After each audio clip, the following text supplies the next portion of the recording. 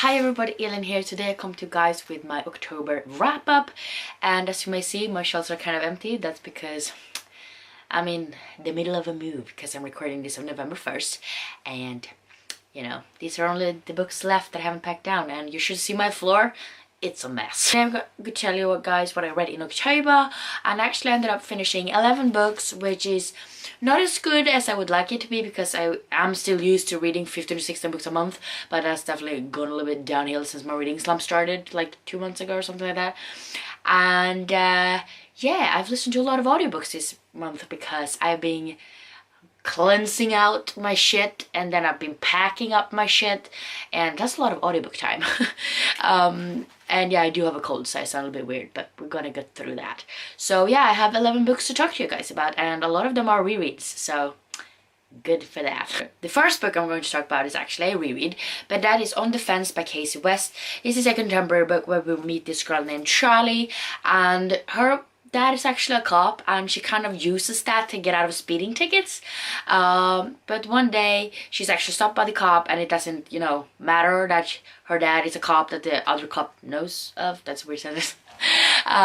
So she actually has to pay off the ticket, and her dad won't do it for her, so she actually has to get a job. And this is sort of she ends up getting a job in a sort of a girly-ish kind of clothing store kind of place, and Charlie's actually kind of more about a tomboy because she do sports with her brothers, she never wears makeup and stuff like that, and she does grow a lot in this book, and I do love it, and I liked it just as much as I did the first time, and such a quick read, and I give it 5 out of 5 stars this time around as well. Then we have Mitosis by Brandon Sanderson. This is a novella that is book 1.5 in the Reckoners trilogy. I love that series so much. God, my voice. But it was so much fun to see the characters again and have like the abilities because they're epics and they can do shit with their powers.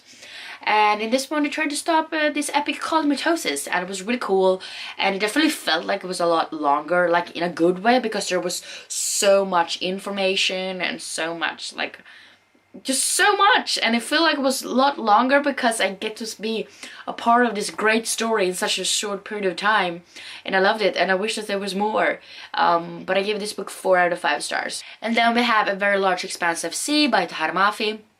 This is a contemporary book that is about this girl called Shireen. It's actually the year after 9/11, and this is sort of about Shireen and how she gets to put up with a lot of like closed-minded people because they're all very... She's a Muslim girl, and they sort of blame all the Muslims for 9/11, so it's a really hard book to read, and it's getting kind of emotional at points, and it's really horrible at points as well. But I just love their character Shireen because she's so human. Like, she definitely struggles, but at the same time she has like these human emotions which are definitely lacking in some books that are out in this world. But she's nowhere near perfect, and that's what I like about her so much. The love interest in this book is kind of a little bit insta-lovey, but in this case I actually don't really mind that much because it's so well done, and I really like the way it was written and everything like that. And I gave this book 4.5 out of 5 stars. The Tales of Beedle the Bard by J.K. Rowling. This is the illustrated edition which was actually released in October, so obviously I read it the same day I got it, because I have no self-restraint. But yeah, this is illustrated by Chris Riddell, and it's freaking beautiful. And I love the picture so much. And this is actually the second time I read the stories of you know, the Tales of Beedle the Bard, and I really do enjoy them, and I love the pictures, and really like wrapped up the story really well, and it was so good. And obviously I gave it 5 out of 5 stars because how can I not? Book that I actually finished like on the strike of midnight, which is just ridiculous, but this is a book I've been reading for like I don't even know how long. It's like, I think I started like in the middle of September, so maybe it's like a month and a half or something like that, and it's not even that big. But it's Elantris by Brandon Sanderson. This is like 555 pages or something like that, and I've been reading it for like forever, and it's not because I don't like it, because I really did. It's just that it's kind of thick and kind of dense, and it's sort of a fantasy novel which are like all of Brandon Sanderson books, it's a fantasy novel. It's kind of slow moving, but just can't help but love the characters and the plot and the magic system and everything like that. But it was unfortunately not one of my favorite Brandon Sanderson books, but it was still really, really good. And yeah, I give it 4 out of 5 stars. And then I also read The Diabolic by S.J. Kincaid. This is actually a reread as well, and I listened to the audiobook this time around since I'm doing a lot of packing. I really did enjoy the book, and it was just, I love the story. Like, I mean, this is about Nemesis, and she's actually a Diabolic, which is sort of a very human-like kind of robot thing. And she's sort of programmed to protect this one person called Sidonia, and her father is actually a part of this rebellion, and it kind of fails, and her dad is supposed to, you know, send Sidonia to the king, so that he'll be behave, but instead of sending Sidonia, they actually end up sending Nemesis, who's supposed to pretend to be Sidonia. So all of a sudden she has to, you know, be a lot more human than she actually is. And it's really good. It's action packed. I love the characters, I love the plot, everything like that, and I gave it 4 out of 5 stars. 4.5 out of 5 stars. And then I also listened to the audiobook of The Gentleman's Guide to Vice and Virtue by Mackenzie Lee. This was also a reread for me, but this time I listened to the audiobook, like I said. And I love the characters and I love the plot so much. So this is about this guy named Monty, and he's supposed to go on his Europe tour together with his friend Percy and his sister Felicity. And they're supposed to go around Europe, like I said.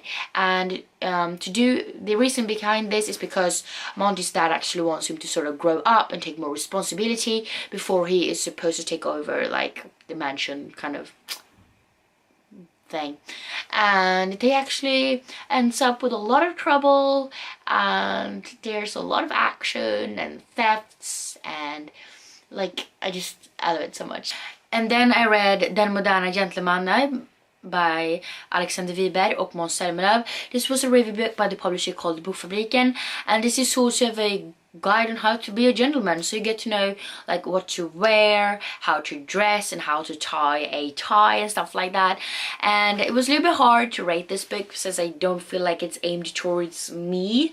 But I feel like if I would have been a man and really like into how my looks and how I dress and stuff like that, I feel like it would be quite helpful. But I ended up giving this book 2.5 out of 5 stars, and that's mainly because I don't really feel like I personally will be able to like apply a lot of these tips to my life and the way I dress and stuff like that. And then I also read Tango i Tabernaklet by Karin Brunk Holmqvist.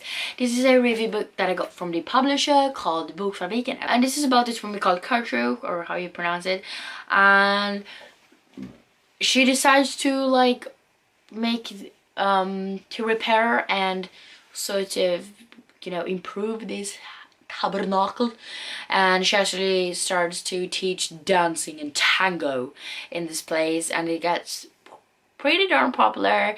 And she's also part of the local church, and then the money goes missing from the church, and there's some intrigues here and there. I gave this book 3 out of 5 stars because I did enjoy it. And then we have Landsförrädaren by David Baldacci. This is also a review book that I got from a publisher called Bokfabriken. I do feel really proud because I finished a lot of review books this month, but you know.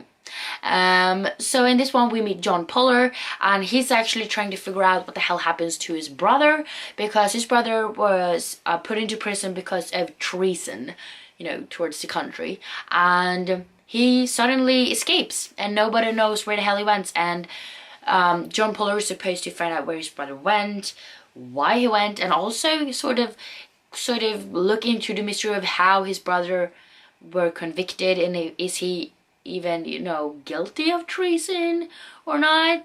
And there's some dead bodies showing up, and it's just a lot of intrigues. I did enjoy this one. It was a little bit hard to keep track of all of the different characters, and I feel like it could have been shortened down a little bit, but I did give this book 3 out of 5 stars. And then we have another novella, and this is Legion by Brandon Sanderson.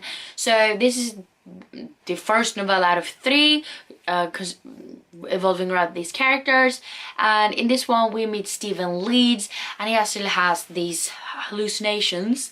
There's a lot of them actually, but the thing is that hallucinations are really kind of substantial. They have all different personalities. They're all really good at different kind of types of things, and they all actually sort of live with him, and it's very weird.